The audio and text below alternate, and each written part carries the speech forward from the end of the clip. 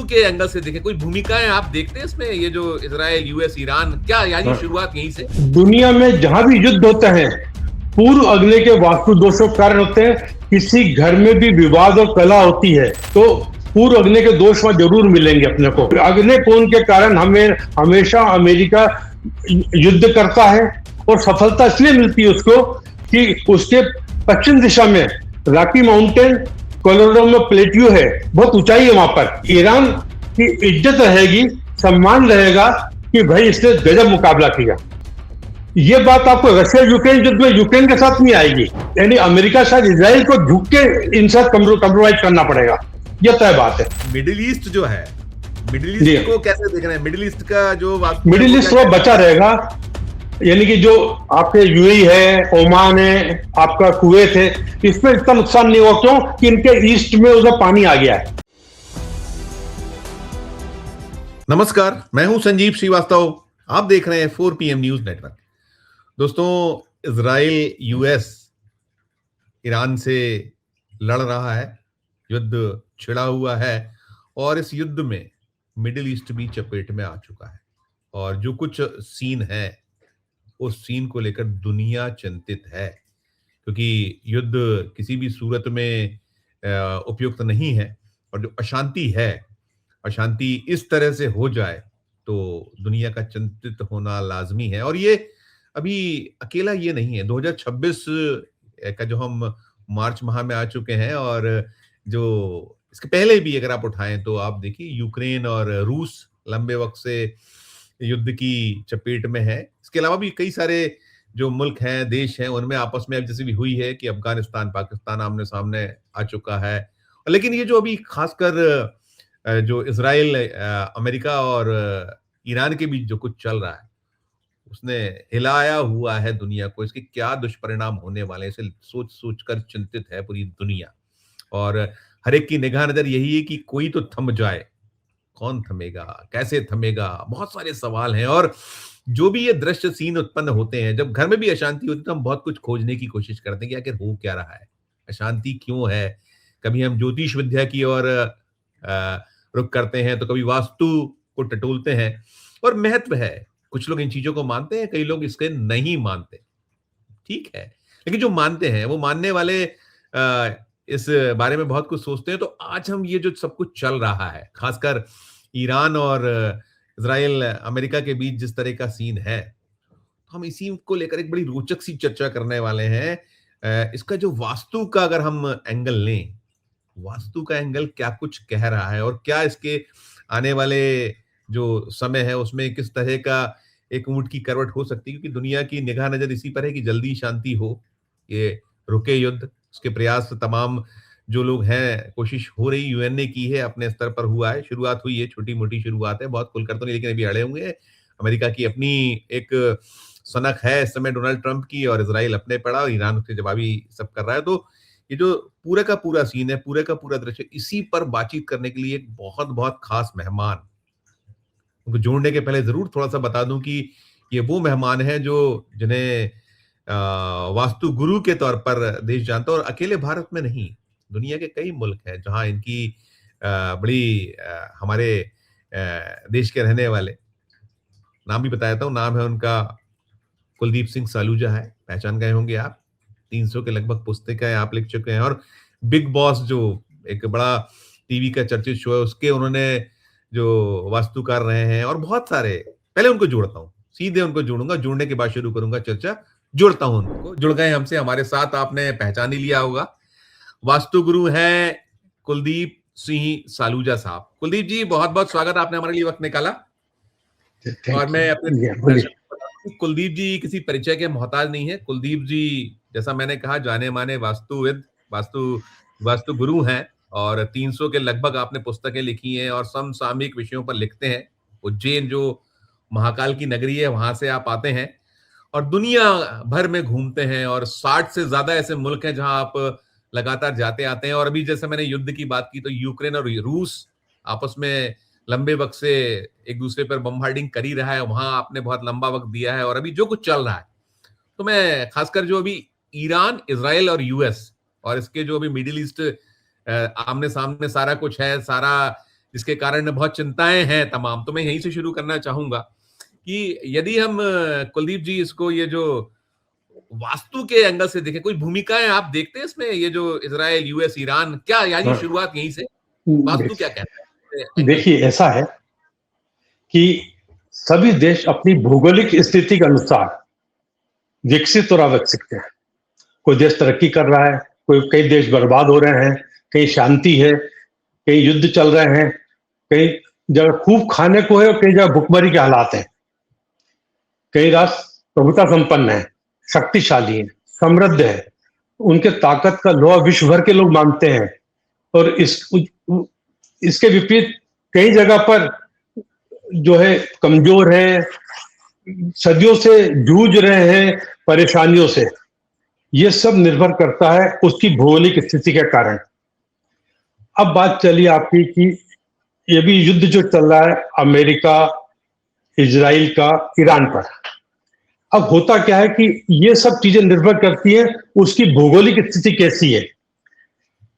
जिसकी भौगोलिक स्थिति में साउथ और वेस्ट नीचा होगा, जमीन में निचाई होगी, समुद्र होगा, पानी और देश में समुद्र की बात आती है, ठीक है ना। ऐसी जगहों पर वहां और तो ये परेशानियां उनको आती हैं। और जिनके साउथ और वेस्ट ऊंचाई पर हैं और उनका नॉर्थ और ईस्ट नीचा है, वो लोग प्रभुता संपन्न है और वो जो है वो यानी कि वहां हालात अच्छे हैं, वो शक्तिशाली हैं। अब अमेरिका का देखते हैं अपन कि अमेरिका के जो है उत्तर दिशा में कनाडा, दक्षिण ध्रुव में मैक्सिको है।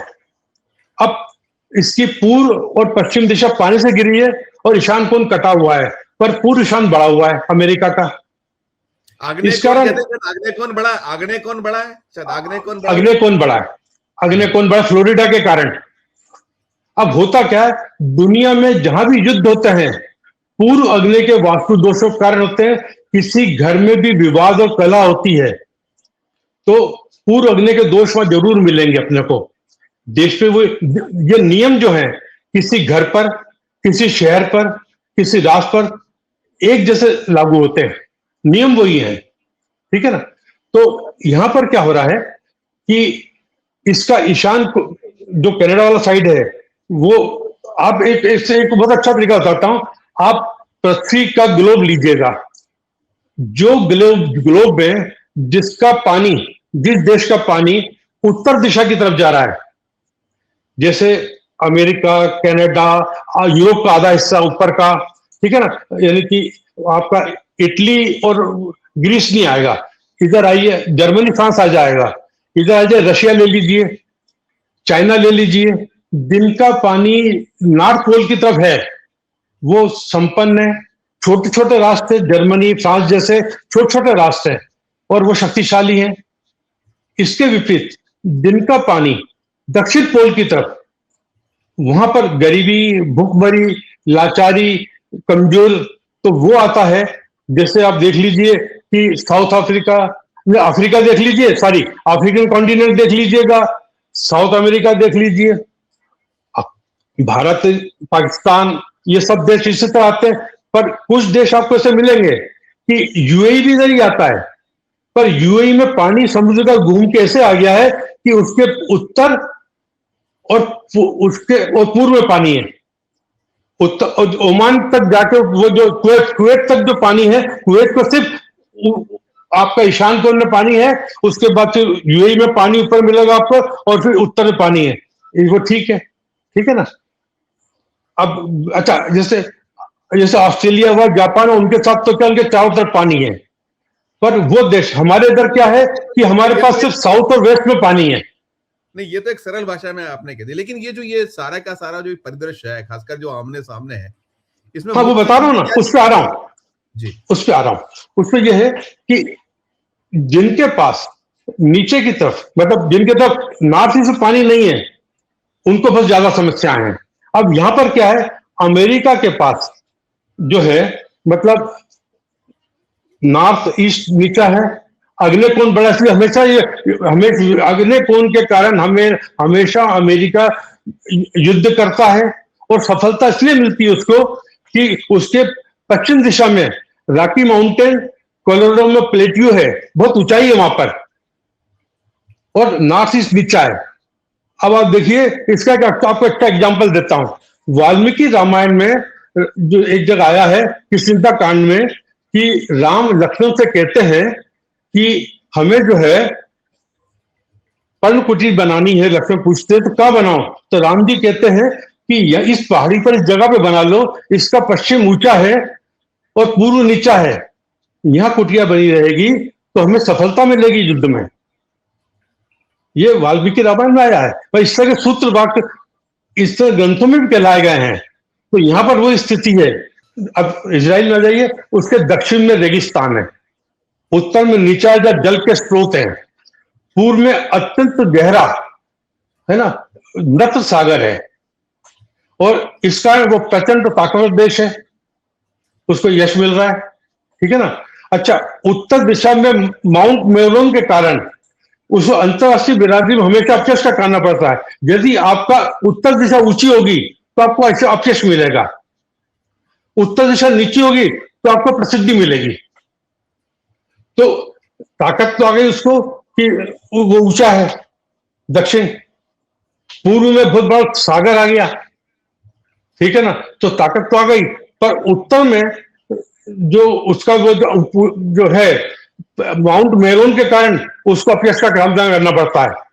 अच्छा, इसके दक्षिण में नेगेव डेजर्ट भी है, रेगिस्तान है, और गाजा पट्टी जहां से स्टार्ट होती है, गाजा पट्टी के बाद एकदम तीखा त्रिकोणा चला गया नीचे। इस कारण जो है अब त्रिकोणा जहां भी होगा, जहां त्रिकोण आकार आ जाएगा वहां पर हमेशा हमेशा विवाद और कला रहेगी, परेशानी रहेगी, ठीक है ना। इसको हमेशा जो है फिलिस्तीन की समस्या का सामना करना पड़ता है। इजराइल के बारे में बता रहे हैं, इजराइल के बारे में बता रहे हैं, इजराइल के बारे में बता रहा हूं। ईरान की तो ईरान सबसे ज्यादा विवाद और अराजकता वहां भी है, उसके कारण क्या है ईरान? देखिए ईरान में क्या है कि ईरान में भी दिक्कत क्या है कि उसके उत्तर में कैस्पियन सागर है, ठीक है, और इसके मध्य पूर्व में भाग में निचाई है, पर दक्षिण में इसके पर्शियन गल्फ है और इसका दक्षिण वाला भाग नीचा है। इस कारण इसकी संपदा नष्ट होती है। मैं बीच में टोकूंगा, मैं ये सब तो ये बहुत हाँ। एक जो बिल्कुल सामान्य सी बातें हुए, लेकिन ये जो पूरा हाल बने हुए हैं, सारे के सारे हालात, तो इसमें बड़ा सवाल ये है कि जो इतनी अशांति है अभी, जो दुनिया चिंतित है, ये आपको वास्तु के एंगल से इसको देखें, ये कहां जाके ठहरता दिखता है, कहां जाके ये समाप्त होने की संभावना है? मैं ये बताना चाहता हूं कि इसके कारण इसको हमेशा जो है इसका दक्षिण दिशा वाला भाग नीचा है, इसका इसकी संपदा भी नष्ट होती है, युद्ध के लिए हमेशा धमकाया जाता है, और इसका पूर्व अग्नि बढ़ा हुआ है, इसका हमेशा विवादों में भी रहता है, और इसका उत्तर भाग में बढ़ा हुआ है, इस कारण इसमें जनहानि और निवासियों जनहानि बहुत होती है इस कारण इसमें, और वहां के लोगों को चिंता रहती है। पर एक बात जरूर है कि ईरान बहुत छोटा मुल्क है, इसके विपरीत अमेरिका और इजराइल पावरफुल है, पर ये जो युद्ध चल रहा है, देखिए ये युद्ध में ईरान जो है अल्टीमेट युद्ध समाप्त होगा, बैठकें होंगी, समाप्त आज नहीं कल होगा, पर उसमें यह रहेगा कि ईरान जो है सम्मान के साथ ये समझौता कर पाएगा, नुकसान तो उसी को होगा, घाटे इसके जनहानि होगी, सब कुछ होगा, पर इसका जो उत्तर में जो कैस्पियन सागर है, इसकी उत्तर दिशा नीची है, इसके कारण इसको सम्मान में कमी नहीं आएगी। यह रहेगा जैसे दो पहलवान लड़ते हैं, एक बहुत मोटा ताकतवर है, एक कमजोर है, बीच में मोटे पहलवान है, ताकतवर नहीं है, पर कमजोर पहलवान अच्छी तरीके से लड़ता है, क्या बोलते हैं यार गजब की फाइट की इसने, यार अच्छा मुकाबला किया इसने, मार भी खाई बेचारे ने, पर तारीफ उसी की, यार गजब मुकाबला किया इसने। तो ये जरूर है कि ईरान की इज्जत रहेगी, सम्मान रहेगा कि भाई इसने गजब मुकाबला किया। ये बात आपको रशिया यूक्रेन युद्ध में यूक्रेन के साथ नहीं आएगी, नहीं पहले मैं यूक्रेन भी कंप्रोमाइज करेगा। मैं उस पे आऊंगा, मैं आगे उस पे आपसे पूछूंगा, यूक्रेन और रूस पे पूछ लूंगा, लेकिन ये जो है अभी आपने कहा कि ईरान अपना जो उसका सम्मान है वो उसको नहीं खोना पड़ेगा, उस सम्मान के साथ में सम्मान उसका रहेगा, ये तय बात है। ये आपने कहा, ये वास्तु कहीं ये कह रहा है, ये वास्तु की जो ये वास्तु, क्योंकि उत्तर दिशा में निचाई है ना, उत्तर दिशा में निचाई है। अब आपको उत्तर दिशा की निचाई के प्रभाव बताता हूं। देखिए उत्तर दिशा में क्या होता है कि जितने विश्व के 7 वंडर हैं, आप देखेंगे कि उनके उत्तर में निचाई है। जैसे आपके ताजमहल के उत्तर में वो बह रही है, क्या बोलते हैं, यमुना नदी बह रही है। एफिल टावर के पीछे सान नदी बह रही है। गीजा पिरामिड के नीचे उत्तर में निचाई के साथ नील नदी आ गई। पूर्व में तिरुपति बालाजी के उसमें देख लो जी आप, स्वामी पुष्कर कुंड जो उत्तर दिशा में है और पूरा ढलान है। ठीक है, आपका जो जयपुर शहर है वो प्रसिद्ध है कि उसके ईशान कोण में जल महल है, उत्तर दिशा आ गई। चंडीगढ़ के ईशान कोण में सुखना लेक है, तो उत्तर दिशा आ गई। तो उत्तर दिशा जहां रहेगी वहां उसका प्रसिद्धि रहेगी, मान सम्मान रहेगा। तो यह सम्मान की बात आ रही है। नुकसान उठाना पड़ेगा, संपदा का लाश जाएगी और उसके साथ जनहानि भी होगी, सब होगा। क्योंकि एक ताकतवर पहलवान एक कमजोर पहलवान लड़ रहा है, पर ये इज्जत के साथ ये जो है, ये यानी कंप्रोमाइज टेबल पर भी जो होगा उसमें यानी अमेरिका शायद इजराइल को झुक के इनसे कंप्रोमाइज करना पड़ेगा, यह तय बात है। नहीं तो लड़ता रहेगा, ये झुकना पड़ेगा, यूएस को भी झुकना पड़ेगा, इजराइल को भी झुकना मतलब पड़ेगा। ये भी इतना नुकसान पहुंचाता रहेगा। भाई कमजोर आदमी है, तो इतने मुक्के मारे, इतना उसको पटक नहीं देगा कि वो बोले चलो खत्म करें यार। जीतना तो जीतेगा अल्टीमेटली वही, न्यू देंगे यार, पर ये कंप्रोमाइज इज्जत के साथ होगा, ईरान के सम्मान के साथ होगा, यह तय बात है। बिल्कुल। तो ये जो इनके जो अपने गोल हैं, जो इजराइल जो गोल लेके चल रहा है, या जो गोल लेकर यूएस के जो लक्ष्य है, वो लक्ष्यों की पूर्ति देखते हैं, वो क्या कहती है लक्ष्यों की? देखिए ये तो इससे वास्तु से नहीं पता, इसको तो ये पता लगा कौन ताकतवर रहेगा, पर लगता नहीं है कोई सम्मान तो रहेगा नहीं। यदि ये कंप्रोमाइज कर लिया, सम्मान तो रहा नहीं ना उसका, तो वो वाला कंप्रोमाइज तो करेगा नहीं वो। ठीक ठीक। अच्छा, जो रेजिम बदलना चाहते हो पॉसिबल नहीं है। मिडिल ईस्ट जो है, मिडिल ईस्ट को कैसे देख रहे हैं? मिडिल ईस्ट का जो वास्तु, मिडिल ईस्ट वो बचा रहेगा, यानी कि जो आपके यूएई है, ओमान है, आपका कुवैत है, इसमें इतना नुकसान नहीं हुआ। क्यों कि इनके ईस्ट में उधर पानी आ गया है, नॉर्थ ईस्ट में पानी आ गया, इधर इतना नुकसान नहीं होगा। मतलब थोड़ा करके जान हो माल हो, कोई आपको नहीं लगता ना ऐसा कुछ अभी जो संभावना नहीं दिखती है? देखिए ऐसा तो नहीं लग रहा, इससे वास्तु से तो नहीं लग रहा भाई। यदि इनका नुकसान होगा नहीं तो इसका युद्ध फैलेगा नहीं। हम उससे देख रहे हैं कि इनके इतने नुकसान की उम्मीद नहीं है, इसलिए युद्ध की उम्मीद नहीं कर रहे कि युद्ध फैलेगा ये। और जो इनकी अपनी गुडविल है, ख्याति है, जहां क्योंकि ये दुनिया का वो है कि जो दुनिया की इकोनॉमी को बड़ा सारा कुछ बूस्ट अप करता है, ये पूरा का पूरा जो मिडिल ईस्ट है, तो उस दिशा में क्या वास्तु क्या कहता है? वो कुछ क्या आपका अपना नहीं, उनके पास इसलिए रहेगा कि नॉर्थ और ईस्ट में पानी है, इसलिए इनका चलता रहेगा। मतलब इनकी संपदा भी बढ़ेगी और संपदा तभी बढ़ेगी जो गुडविल बनी रहे। जैसे मैं आपसे ये पूछना चाहूंगा, जैसे आप बिग बॉस को आपने उसका वास्तु किया, आपने बहुत सारे कई मंदिर, गुरुद्वारे, हाँ कहीं करें। मेरी पूरी किताब है जिसमें धार्मिक नाम ही है, धार्मिक ऐतिहासिक स्थलों पर राष्ट्रों का प्रभाव, वास्तु का प्रभाव, ये किताब ही है मेरी। जी जी जी, जिसमें मैंने कब से 70-80 मतलब कैलाश मानसरोवर से लेकर कन्याकुमारी तक सब बड़े बड़े मंदिर, आपका दरगाह, अजमेर, जामा मस्जिद, ऐसे कई धर्मों के धार्मिक स्थलों का वास्तु करा है, कई शहरों का करा है, प्रसिद्ध भूता स्थल का करा है। तो ये विधा है, ये विधा अभी ये क्या कह क्या रही है कुल मिलाकर, जो ये दुनिया में उथल पुथल मची हुई है? देखिए तो आपने जैसे कहा कि ये जो इजराइल क्यों वहां विवादों में रहता है, उसकी अपनी क्या कठिनाई है, आपने ईरान के बारे में बताया। इनको सुधार को लेकर कुछ आप नहीं, सुधार तो हो ही नहीं सकता। जो भौगोलिक स्थिति आप उसको बदल नहीं सकते हैं। सुधार ये सदियों से चलता आ रहा है। अब आप बात चल रही थी यूक्रेन की, मैं आपको यूक्रेन बताता। यूक्रेन आप गूगल पे जाके सर्च करिए, 10वीं शताब्दी के जो डिटेल्स आ रही हैं, वो हमेशा युद्ध होते रहे हैं और हजारों आदमी हमेशा मरते रहे हैं। ठीक है ना। देखिए मैं एक छोटा सा एग्जांपल देता हूं। अमरनाथ में हर 2-4 साल में घटना हो जाती है, केदारनाथ में घटना हो जाती है, क्योंकि उनका साउथ नीचा है और नॉर्थ ऊंचा है। मेरा आर्टिकल है इसके ऊपर। अब ये भौगोलिक स्थिति नहीं बदल सकते हैं।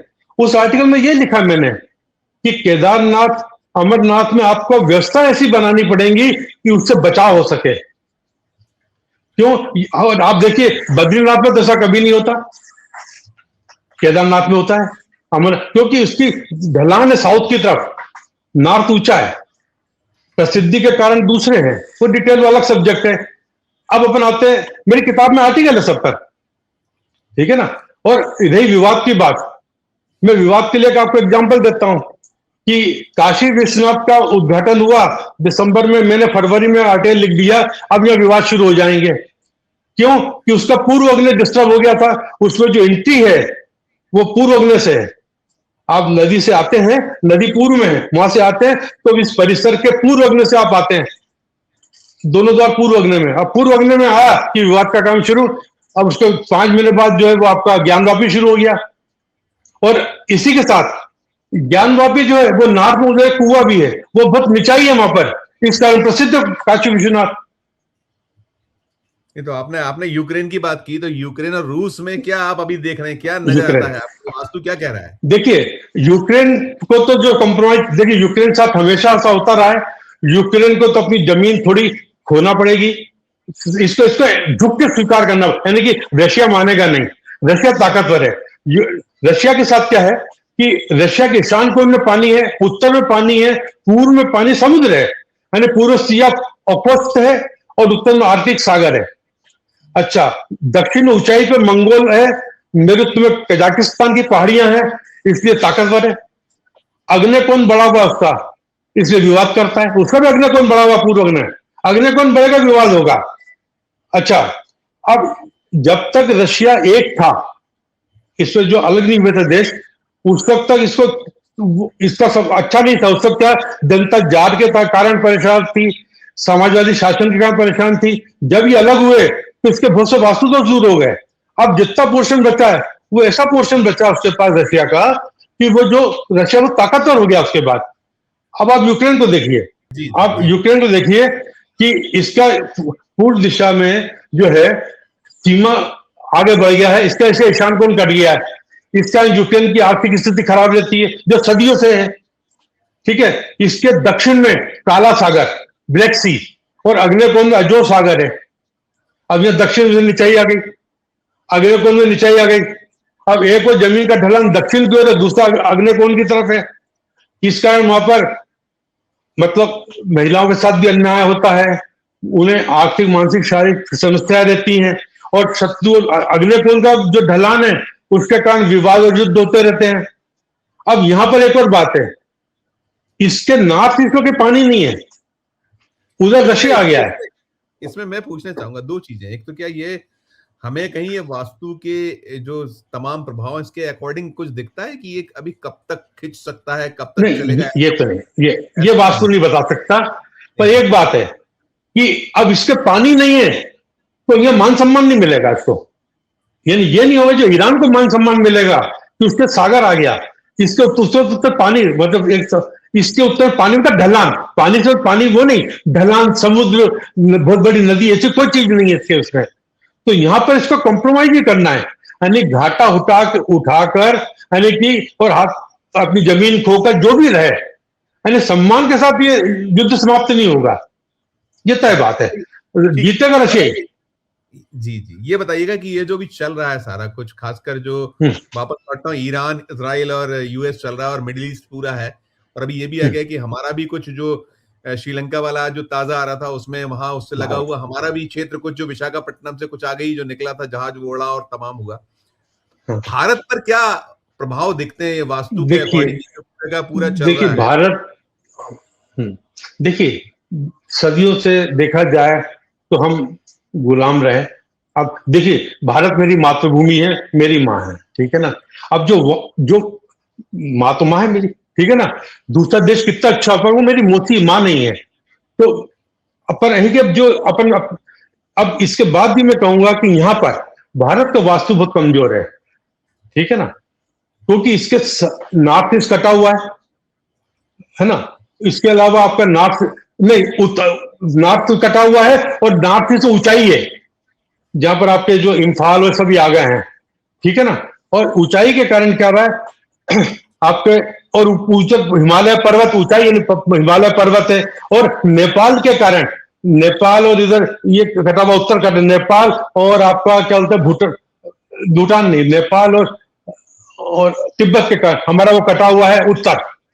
तो हमें जो यश मिलना चाहिए विदेश में, अपन जितनी बातें कहें, पर हमें जो यश मिलना चाहिए अंतर्राष्ट्रीय संगठनों स्थान में जो मिलना चाहिए, हमारी प्रतिभाओं को जो सम्मान मिलना चाहिए, वो नहीं मिल पाता।